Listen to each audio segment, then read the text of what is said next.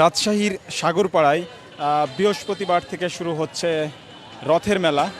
তবে রথ মেলা আনুষ্ঠানিকভাবে শুরুর আগেই রাজশাহীর এই মেলাতে দেখছি সক্রিয় হয়ে উঠেছে চাঁদাবাজ চক্র। আমরা বিভিন্ন দোকান ঘুরে যার দোকানদার রয়েছেন তাদের সাথে কথা বলে এমন চিত্রই পেয়েছি,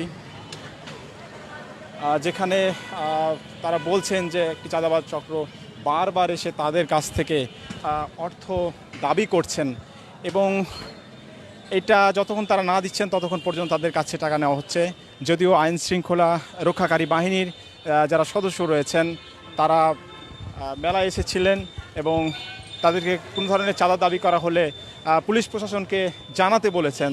তবে এর পরেও এই চক্রটি সক্রিয় হয়ে উঠেছে এবং আমরা বেশ কিছু ভুক্তভোগী পেয়েছি যারা বলছেন যে তাদের কাছ থেকে আজকে দিনে কয়েক দফা সেখানে আসা হয়েছে এবং তাদের যার আজকে আসার পর তাদের বেচা কিনা 200 টাকা মতো হয় নাই, তাদের কাছ থেকে 1000 টাকা চাঁদা দাবি করা হয়েছে এবং শেষ পর্যন্ত ওই যে দোকান তিনি ছোট্ট দোকানের এখানে দিয়েছেন, স্টল দিয়েছেন, তিনি শেষ পর্যন্ত 200 টাকা অর্থ দিয়েছেন।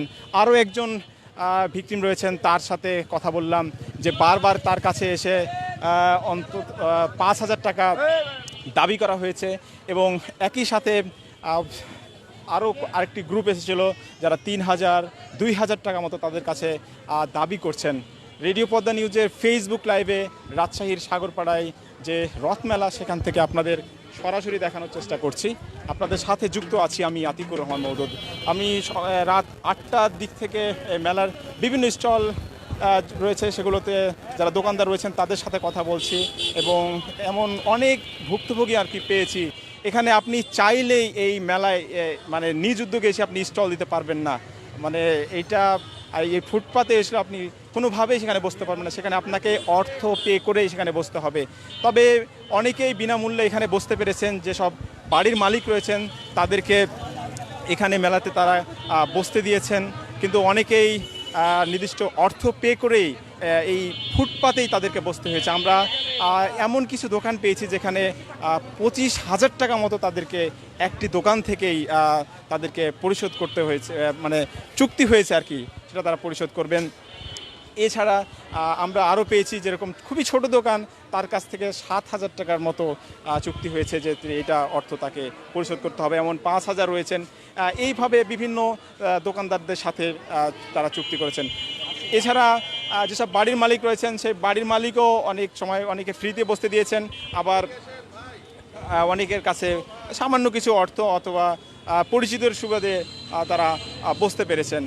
কিন্তু যারা বাইরে থেকে এসেছেন সেই বাইরে থেকে আসা মানুষগুলোই আসলে খুবই মানে বিভ্রান্তির মধ্যে পড়েছেন, তাদের কাছ থেকে অর্থ আদায় করা হচ্ছে এবং বারবার তাদের কাছ থেকে অর্থ চাওয়া হচ্ছে, এমনটি আমরা চিত্র পেয়েছি। দীর্ঘক্ষণ বেশ কয়েকজন দোকান মালিকের সাথে কথা বলছিল, তারা আসলে ক্যামেরার সামনে তারা মুখ খুলতে চান না এবং আমরাও চাই না তাদেরকে আসলে বিপদে ফেলতে, আমরা চাচ্ছি না। একজন ভিকটিম প্রকাশ্যে কথা বলতে চাচ্ছিল কিন্তু তাকে আমরা প্রকাশ্যে নিয়ে আসতে চাই না, তিনি বিপদে পড়তে পারেন, কারণ বারবার 3 দফায় তার কাছে আসলে অর্থ আদায়ের জন্য এসেছেন চাঁদাবাজ চক্রটি এবং তারা ঘুরছেন বারবার এবং এটার তাদের বয়স খুব বেশি না, এখানে 20 থেকে 25 বছরের বয়স এবং উঠতি কিশোর গ্যাংয়ের মতো চাঁদাবাজ চক্র, এটা আমরা তার কাছ থেকে আমরা শুনলাম। আপনাদের সরাসরি দেখাচ্ছি রাজশাহীর রথের মেলায়। আগামীকাল এই আনুষ্ঠানিকভাবে রথমেলা শুরু হবে, তবে এই রথমেলা শুরুর অনেক আগেই থেকেই দোকানদার যারা রয়েছেন বিভিন্ন জায়গা থেকে এসেছেন, অনেকে সপ্তাহখানেক আগেও রাজশাহীর এই রথমেলায় এসেছেন। তবে রথমেলায় এসে এই সমস্যাটি প্রতি বছর, এর আগের বছরগুলোতে দেখেছি যে এখানে অর্থ পরিশোধ করতে হয় একটি চক্র, একাধিক চক্র আর কি, তারা গ্রুপভাবে ভাগ করে এখান থেকে অর্থ নিয়ে থাকেন।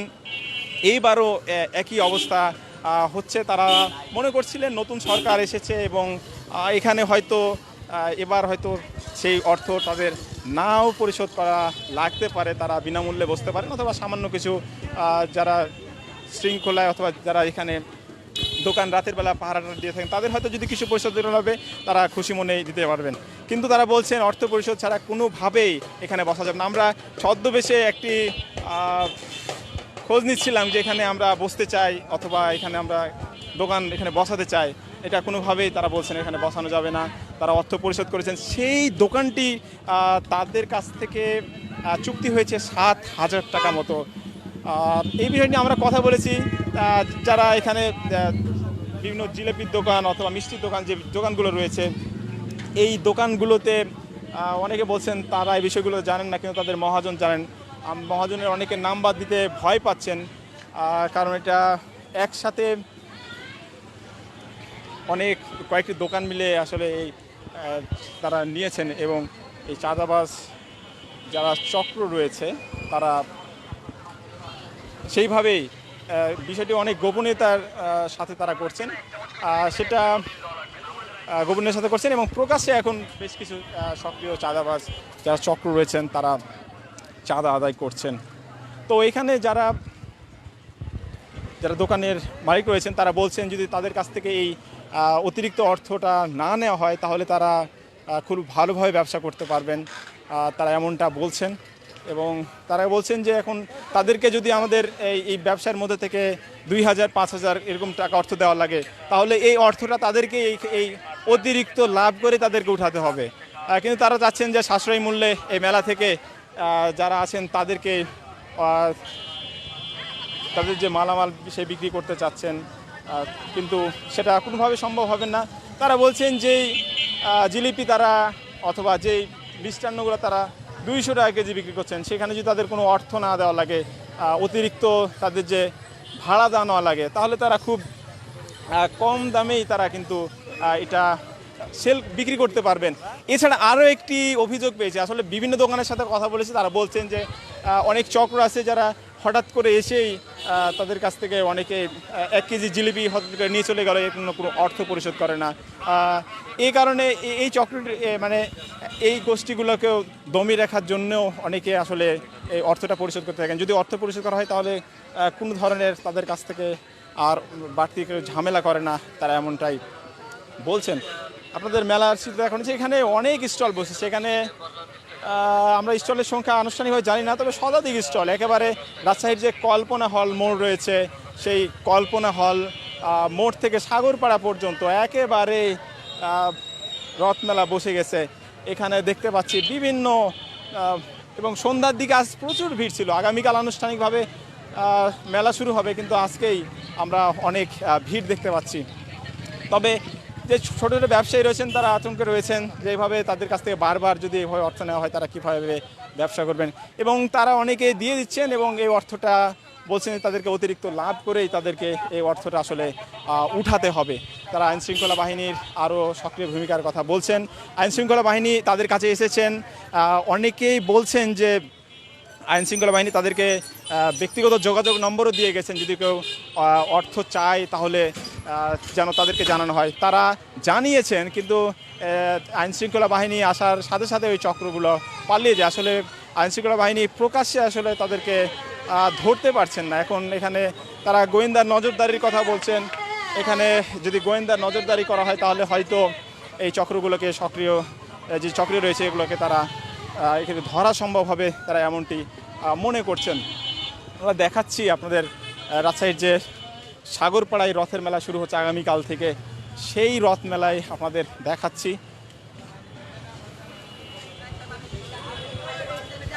সবচেয়ে অবাক বিষয় যে এখানে যারাই বসেছেন তারা আগে থেকেই যোগাযোগ করে এই মেলাগুলোতে এসে বসেছেন। আমরা কথা বলবো, তবে বিষয়টি প্রকাশ্যে আসলে আসলে বিব্রত, তারা খুব ঝামেলার মধ্যে পড়ে যেতে পারেন, এবং পরবর্তীতে যে চক্রগুলো রয়েছে বারবার তাদের ঝামেলা করতে পারে, এমনকি আজকে ব্যবসা প্রতিষ্ঠান থেকে উঠিয়ে দিতেও পারে। ব্যবসা প্রতিষ্ঠান এখানে উঠিয়ে দেওয়ার ঘটনার চিত্র আমরা পেয়েছি, যে এখানে অর্থ পরিশোধ করে বায়না দিয়ে তারা জায়গা পাননি এবং চলে গেছেন, এমন চিত্র পেয়েছি। এখানে অর্থ পরিশোধ করে এগুলো ফুটপাত পুরোটা, এবং বাড়ির সামনের রাস্তায় রয়েছে ফুটপাত রয়েছে, রাস্তা রয়েছে, দেখতে পাচ্ছেন। এই ফুটপাতই এখন অর্থ দিয়ে তাদেরকে বসতে হচ্ছে, এবং এগুলো থেকে আমাদের আনুষ্ঠানিক কোনো ধারণা নেই। তারপর এগুলো থেকে লাখ লাখ টাকার বেশি বাণিজ্য হচ্ছে আমাদের সন্দেহ হচ্ছে। এর আগের বছরগুলোতে আমরা এমন তথ্য পেয়েছি, তবে এবার 2 ঘন্টা ধরে আমরা পুরো মেলার চিত্র দেখলাম, যেখানে এমন কিছু পেয়েছি যেখানে তারা এমনটি বলছেন যে চাঁদাবাজ যারা চক্র রয়েছেন তারা এখান থেকে তাদের কাছ থেকে অর্থ আদায় করছেন। তবে অনেকে যারা সক্রিয়, অনেকে যারা অনেক দোকানদার রয়েছেন যারা বিনামূল্যেই বসতে পেরেছেন, তারা খুবই সন্তুষ্ট। এবং এই যারা বিনামূল্যে বসতে পেরেছেন তারা বলছেন যাদের বাড়ির সামনে বসেছেন তাদের মালিকের সাথে ভালো সম্পর্ক, অথবা স্থানীয় যারা রয়েছেন তাদের সাথে ভালো সম্পর্কের কারণে এই বিষয়টি সম্ভব হয়েছে। তো আইন শৃঙ্খলা বাহিনীর প্রতি তারা আবারও দৃষ্টি আকর্ষণ করেছেন যেন তারা খুব স্বাচ্ছন্দ্যে তারা ব্যবসা করতে পারেন। অন্তত সপ্তাহখানেক 9 দিনব্যাপী মেলা চলবে।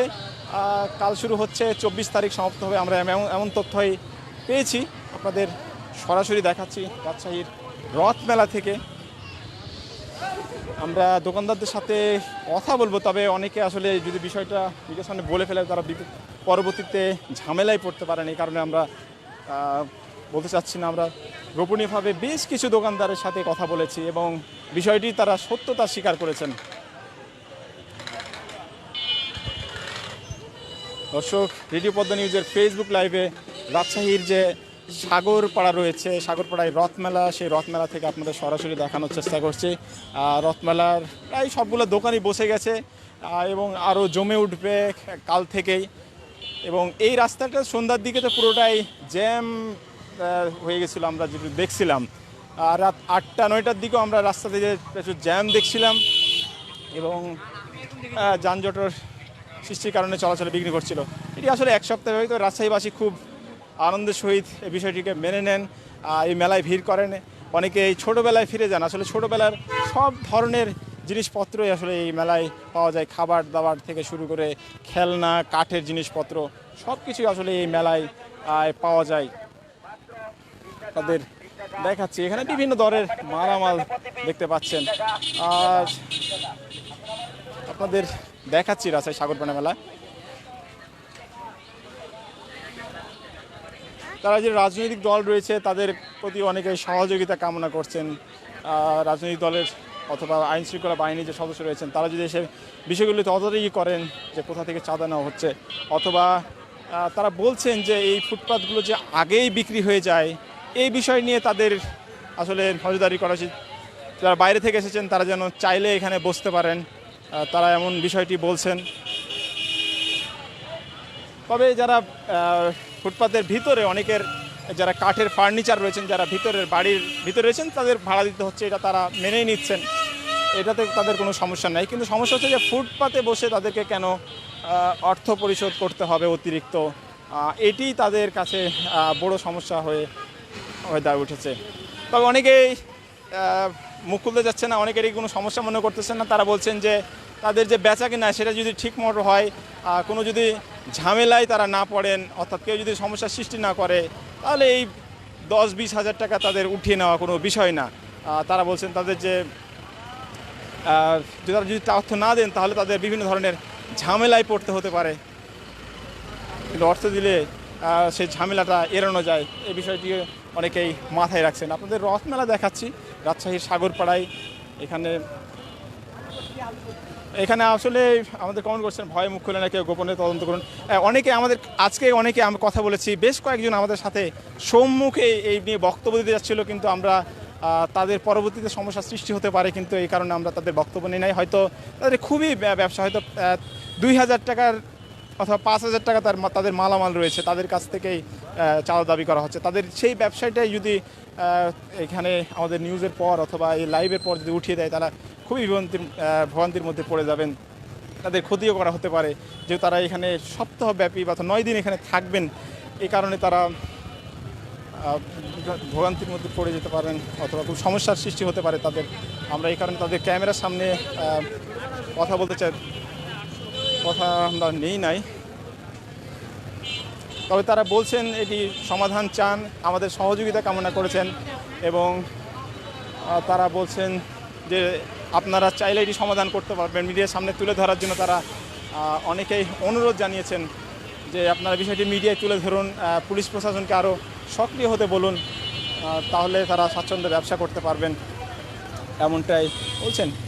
আপনাদের সরাসরি দেখাচ্ছি রাজশাহী যে সাগরপাড়া রয়েছে সেখান থেকে। এখানে একটু একটু যানজটের সৃষ্টি হয়েছে আমরা দেখতে পাচ্ছি, এটি সাময়িক যানজট। যখন আগামীকাল থেকে মেলা শুরু হলে এটি একবারে তীব্র তীব্র যানজটের সৃষ্টি হতে পারে। আমরা দেখতে পাচ্ছি রাজশাহীর সাগরপাড়ায়। এখানে আপনাদের যে বিষয়টি জানাচ্ছিলাম যে রাজশাহী সাগরপাড়ায় আগামীকাল মেলা শুরু হচ্ছে আনুষ্ঠানিকভাবে, তবে মেলা শুরুর আগেই এই সাগরপাড়ায় সক্রিয় হয়ে উঠেছে চাঁদাবাজ চক্র। তাদের বয়স খুব বেশি না, 20 থেকে 25 অথবা 30 বছর এরকম বয়সের চাঁদাবাজ চক্রগুলো বারবার আজকে যার 200 টাকার বেচা কেনা হচ্ছে না তার কাছেও গিয়ে তারা 1000 খানেক টাকা চাঁদা দাবি করছেন। এটি শেষ পর্যন্ত ওই ব্যবসায়ী 200 টাকা অর্থ পরিশোধও করে দিয়েছেন। না হলে তিনি বসতে পারবেন না। তিনি চাচ্ছেন যে তার এখান থেকে সপ্তাহখানেক যে অর্থ হবে সেখানে তারা অর্থ উঠিয়ে নিতে পারবেন এমন প্রত্যাশা করছেন। এছাড়া যে দোকানগুলো রয়েছে মানে আপনার অবাক হওয়ার মধ্যে বিষয়ে অনেকে মুখ খুলছেন না। তারা বলছেন তাদের মহাজন সে বিষয়টি নিয়ে ডিল করেছেন, যেসব ফুটপাতে যে তারা করতেছেন তাদের সাথে, অথবা বাড়ির মালিকগুলো যে রয়েছেন তাদের সাথে তারা ডিল করছেন। একসাথে 5টি 6টি অথবা বাড়ির সামনে জায়গাগুলো তারা কিনে নেওয়ার মতো বিষয় করেছেন। তবে বড় দোকান কিছু দেখেছি আমরা, তারা মাত্র 2000 টাকার বিনিময়েও তারা কিনেছেন, এমন তারা কিনেছেন বলছেন যে তারা এটি অলরেডি কিনেছেন, এখানে কেউ বসতে পারবে না। অর্থাৎ যে বিষয়টি এখানে আপনি চাইলেও এখানে যদি এই রথমেলা শুরু হচ্ছে 20-25 শুরু হচ্ছে, আপনি যদি 15 দিন আগে এসে আপনি চেষ্টা করতেন এই মেলায় বসবেন, আপনি কোনোভাবে বসতে পারবেন না। আজকেও যদি কোনো জায়গা ফাঁকা থাকে তো আপনি চাইলেও এই মেলায় বসতে পারবেন না, কারণ এখানে আপনাকে অর্থ পরিশোধ করেই বসতে হবে।